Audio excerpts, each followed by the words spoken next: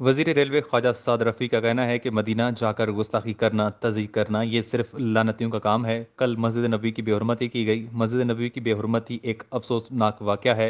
इमरान खान इस दौर का अबू जहल बन चुका है। लाहौर में मीडिया से गुफ्तगू करते हुए साद रफ़ीक ने कहा कि बारगाह रिसालत में गुस्ताखी काबिल मज़म्मत अमल है।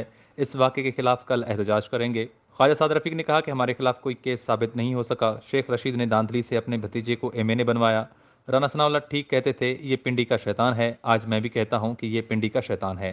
वज़ीर रेलवे ने कहा कि ये लोग हमें हरासा करने के लिए निकले थे। शहबाज शरीफ अपने किसी ज़ाती काम के लिए सऊदी अरब नहीं गए। लाखों पाकिस्तानी सऊदी अरब में काम करते हैं, उनका मुस्तकबिल तारीक कर दिया गया। साद रफ़ीक ने कहा कि कल कासिम सूरी के साथ जो कुछ किया गया उस पर हमें अफसोस है। कासिम सूरी पर हमले की मजम्मत करते हैं। हमें सोचना है कि हम मुआशरे को किस तरफ लेकर जा रहे हैं।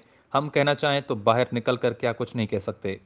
उन्होंने कहा कि ये अपोजिशन में हो तो पार्लियामेंट का घेराव कर लेता है, हुकूमत में हो तो इंतकामी कार्रवाइयाँ करता है, आइन तोड़ने वाला गद्दार होता है। तुम आर्टिकल 6 के मुजरिम हो। फितना इमरानिया मुल्क तकसीम दर तकसीम कर रहा है। तुम जितनी बदतमीजी करोगे उतना ही जवाब दिया जाएगा। साद रफीक ने कहा कि मैं नेब को नहीं मानता, किस पर कौन सा केस चल रहा है नहीं मालूम। इमरान खान हिमायत करने वालों के लिए कल का वाकया लम्हा फिक्रिया है। उन्होंने कहा कि इमरान खान की सज़ा यह है कि आने वाले इलेक्शन में उसे शिकस्त फाश हो। इमरान खान अपने अरकान और इत्तेहादियों ने उन्हें छोड़ दिया। इमरान खान अपने सहूलतकारों के साथ 12 साल का मनसूबा कर आए थे।